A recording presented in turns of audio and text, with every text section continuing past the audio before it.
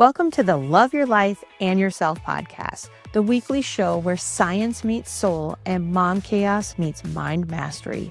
You're not just a mom. You're a woman with dreams, a career, a body that needs care, and a soul that craves more. This podcast is your permission slip to stop surviving and start thriving in motherhood, health, career, and stress resilience. I'm your host, Dr. Ashley Rath, and every week we bring you actionable insights and transformative conversations to help you create a life you truly love. From evidence-based wellness strategies to authentic self-discovery, we'll explore what it takes to thrive through expert interviews and real unfiltered stories. Let's dive into today's episode. Hey friends, welcome back. As I am speaking right now, I am 12 hours post 72-hour water fast. That's right, 72 hours of nothing but water. No food, although I did have black coffee, sparkling water, and tea with absolutely nothing in it. No creamer, no sugar, no honey, everything but water with some electrolytes and trace minerals. And now I am just 12 hours past breaking that fast, and I want to talk you through how it went. And I'll be real with you and my entire experience and what has changed and what went well, what was really, really challenging for me, and everything in between. So I'm unpacking the full journey of what happened inside my body and what it felt like to go without food for a full 3 days.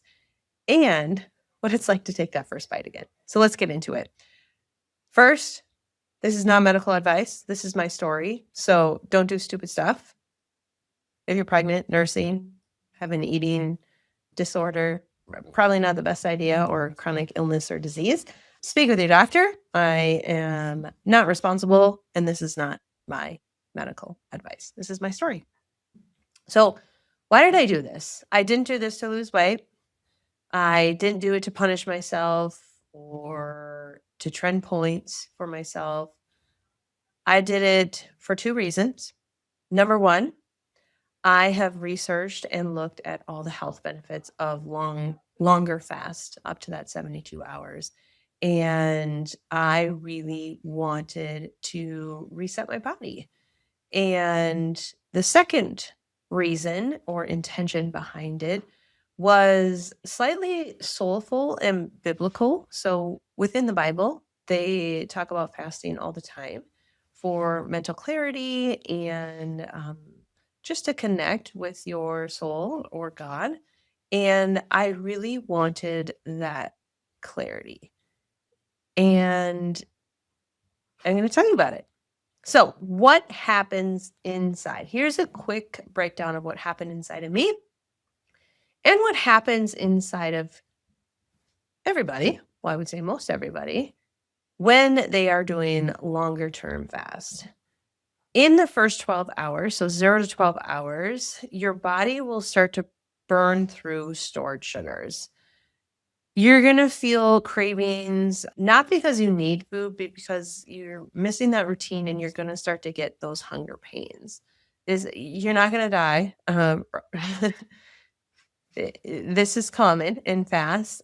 The hardest part of this first day is honestly mental. When the fridge is whispering your name and you're getting these hunger pains, these first 12 hours are honestly probably one of the easier ones. I slept through the first 12, so I ate supper.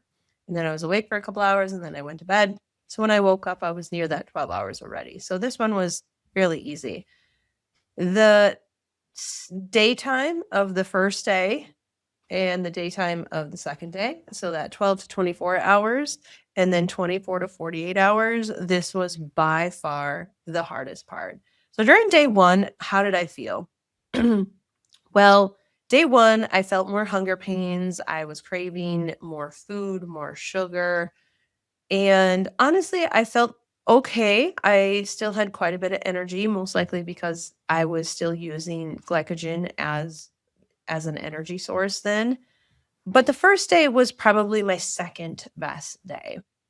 Now, once I got into that 24-hour to 48 hours, that full second day, that was by far the hardest part of my entire fast. That second day that I was awake, I felt like I had the flu. I was nauseous. Nausea would like come and go. Do you know what really helped me with that was sparkling water? Um, that really, really curbed the nausea. I felt a low grade, mild headache, just groggy and foggy brain. And so when they talk about mental clarity, I thought to myself, this is not that. I feel like absolute garbage right now.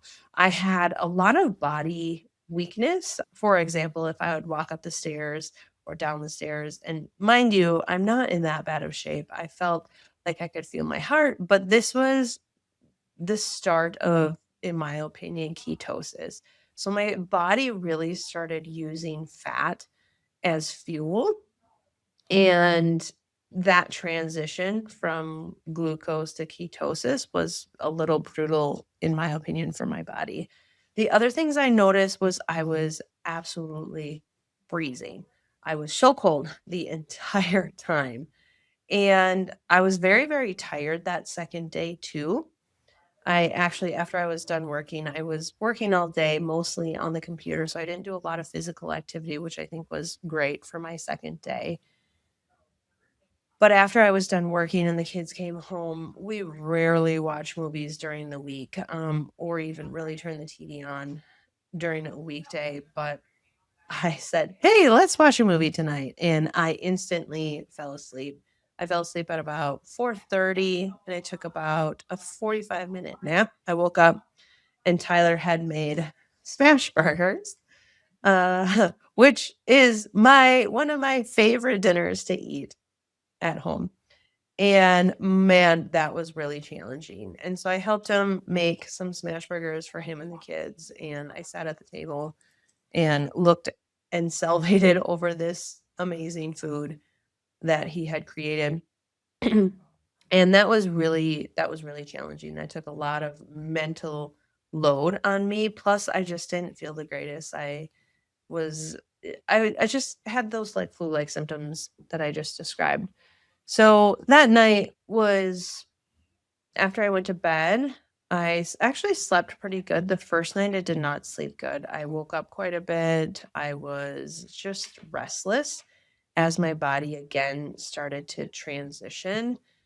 But then I woke up the third day and I felt like a new woman.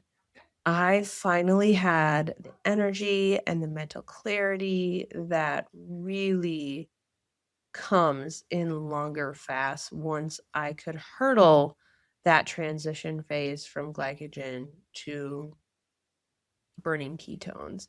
So this is where the magic really, really starts. This is where cell cleanup starts being activated, and your body will start cleaning house. It breaks down old damaged cells. And really, this is the most powerful part. I really felt this deep clarity in my brain. I had some insight on my very quiet drive into work, and my senses were heightened. I still had a couple hunger pains, but the hunger really went away that last day. At this point, it was really just a mental battle that, or I should say, not even a battle, but a mental choice that I just had to keep going. That mental battle was really kind of over that third day. It was really by far the easiest point of my whole fast, which was really nice after the crappy day that I had prior to it. So let me just review. Stage 1, 0 to 12 hours. You're basically just burning through your last meal. The body's using glucose from your food and stored glycogen in your liver. Blood sugar and insulin are still in, quote, fed mode because they still have those stores. And even though you've technically stopped eating. So stage 2 is really the fuel switch. This is about 12 to 24 hours. So as you move past that first half day, glycogen stores really start to run low and your body has to switch to fuels. So it begins tapping more into the stored fat and increasing ketone production to feed your brain. This is where many feel that first real wave of hunger, irritability, which I absolutely had, and I could bite someone's head off. I didn't get to that far of irritability, but I just felt really, really crummy.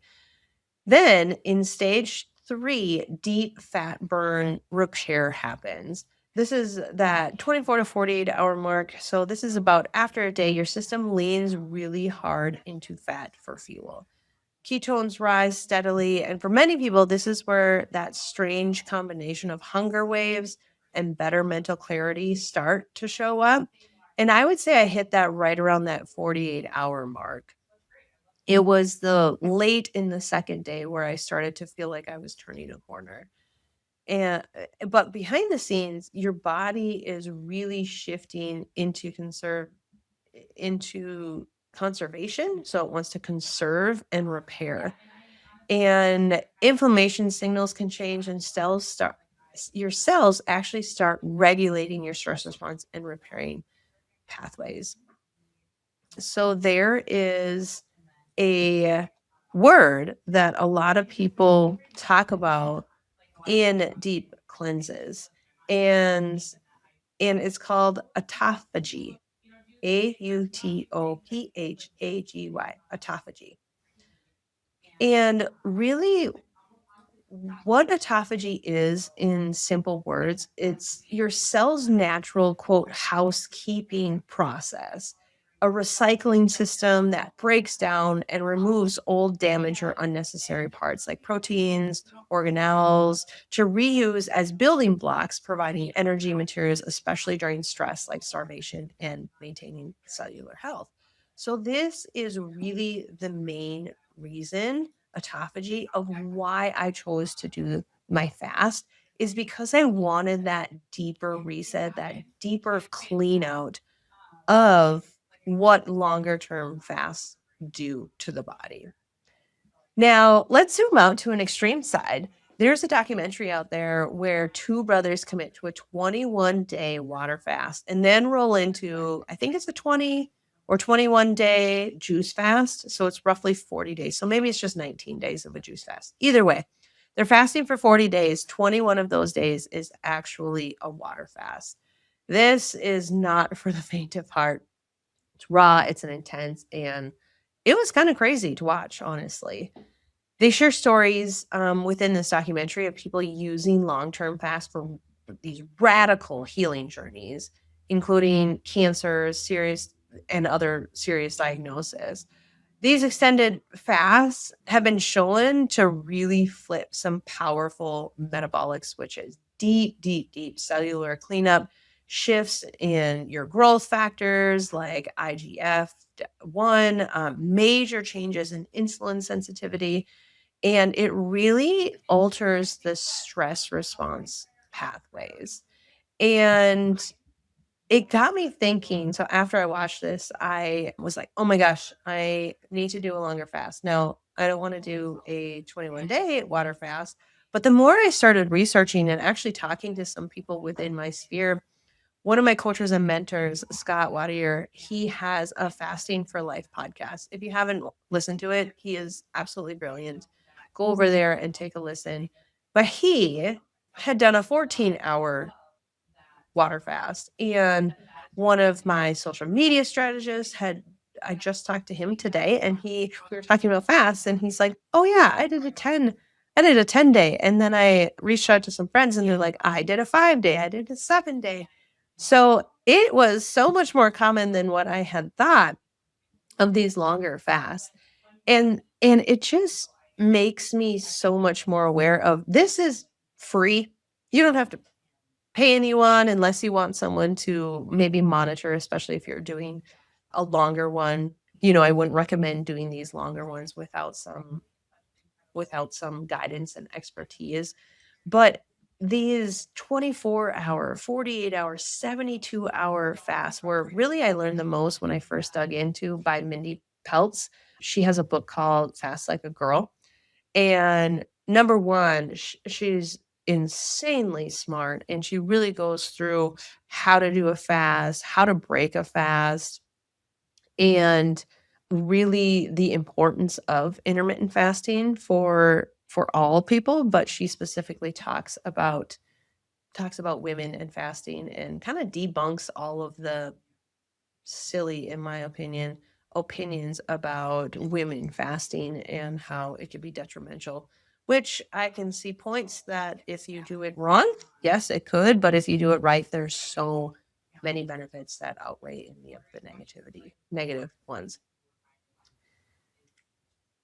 All right. So as we travel through that second day, the third day, something really shifted. And my hunger was still there. I'd still get like pains here and there, especially if I could smell food. So I was at the office and my team was making lunch. And I thought, oh my gosh, that smells so good. And my good friend Matthew Loop, if you haven't followed him, we did an episode, a couple weeks ago, so if you scroll down, you can find him there. He was doing a fast the same time, and he had said on Facebook, he's like, "You could smell a steak 2 miles away," and I giggled, and I was like, "Yeah, that's pretty true, actually. Your senses are so heightened." But this is really where that autophagy peaks, which is phenomenal. I loved picturing myself doing this deep cleaning and breaking down the junk and making room for better function. The mental clarity was still there. I did deeply think about food a lot. So I planned my how to break a fast, which Mindy talks about as well, of how important it is. And we're going to talk about that as well.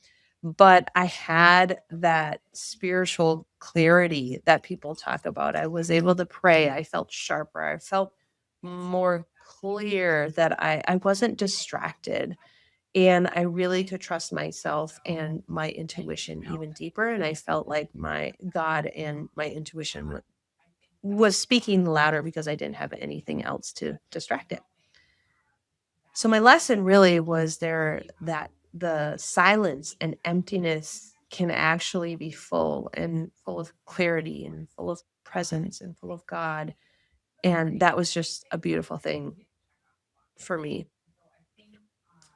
So, a couple of lessons I learned.